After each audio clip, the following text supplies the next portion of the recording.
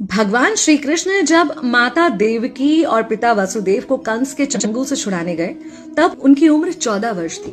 उनकी माता ने उनसे पूछा कि बेटा तुम तो भगवान हो, तो तुम हमें पहले ही कंस के चंगुल से छुड़ा सकते थे, इतनी देर क्यों कर दी? तो कृष्ण जी ने कहा, माता क्या पिछले जन्म में आपने मुझे 14 वर्ष का वनवास नहीं दिया था? माता हैरान रह गई, बोली ये क्या कह रहे हैं आप? तब कृष्ण जी ने बताया कि पिछले जन्म में मैं राम था और आप थी माता कैकेयी, और आप ही ने मुझे 14 वर्ष का वनवास दिया था, और कर्म फल से कोई नहीं बच सकता माता, इसलिए आपको 14 साल का ये दुख सहना पड़ा। तब आश्चर्यचकित होते हुए माता ने पूछा, तो फिर यशोदा पिछले जन्म में कौन थी?